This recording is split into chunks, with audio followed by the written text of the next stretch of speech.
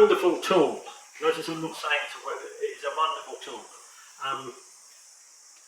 If you first learn and you're just doing kata on your own, you can get anyone. I would advise you to get a white oak or a hard oak one as soon as you possibly can if you're going to do pairs practice.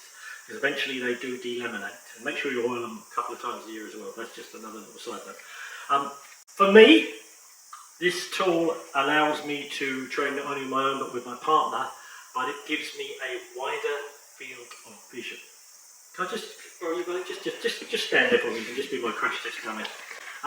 When you're training normally, if we're talking about distance, you've got, let's for example, just outside of Aikido, I've got a kicking distance, I've got slapping distance, I've got slightly closer in, which would be punch, I've got heel palm, which is closer, then I'll get elbows and heads, and then we're kind of into grappling.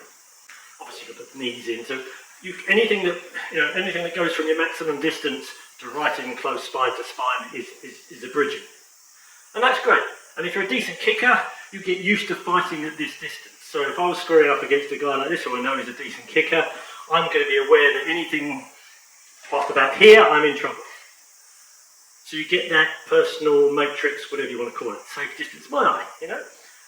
The lovely thing about this is that you can train at a slightly bigger distance, which slows things down and it gives you the chance to see the shape and the interaction from a wider lens. So you've got more time to process it. Quite often the principles you'll be doing with this, you could apply any of these distances and it would still be relevant. Okay? So this is just something I want you to bear in mind before we start. Thank you. We're going to do a basic old Iwama Joe taking drill.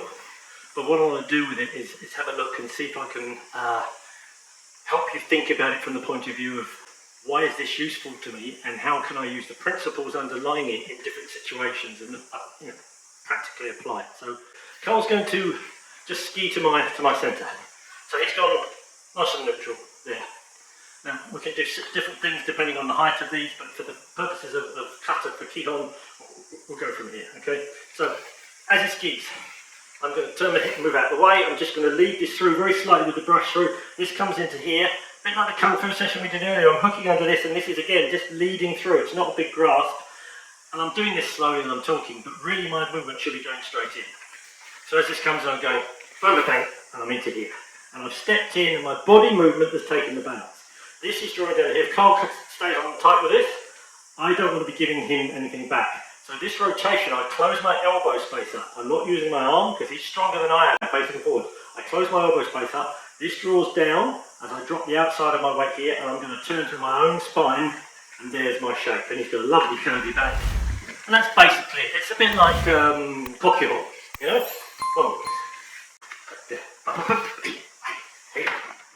So why is this useful?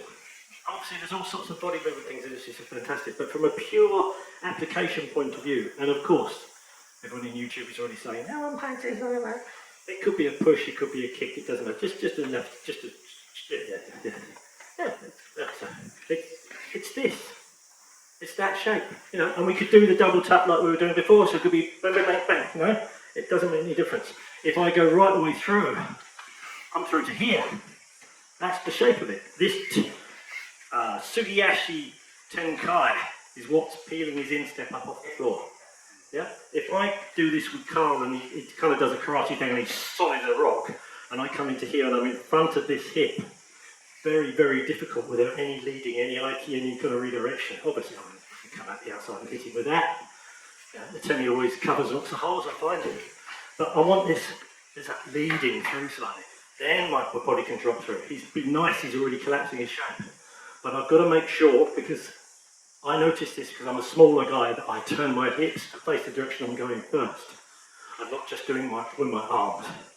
If he does this, my only hope of doing anything would be to turn him and try and throw him that way. Okay? So have a little go.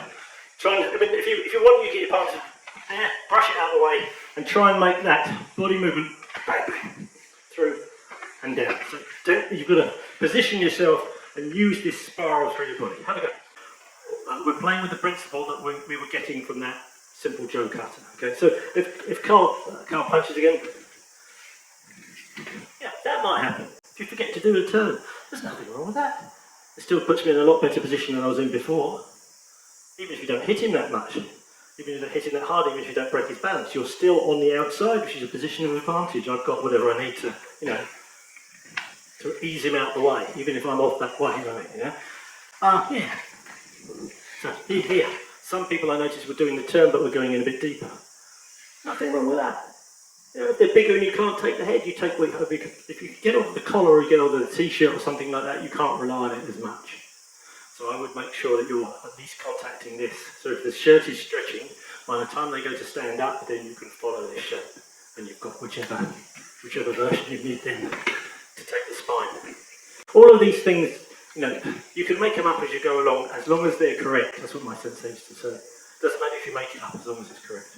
And I guess, as long as the principle's beneath it, you're getting out of the way, completely got this one wrong. That's right. I've got something I can do. As long as you're correct. Does that make sense? And it's all from that Joe shape. It isn't really, it's from thousands of years ago, but you can learn it from that experience. Okay, have a little play, see what you can come up with.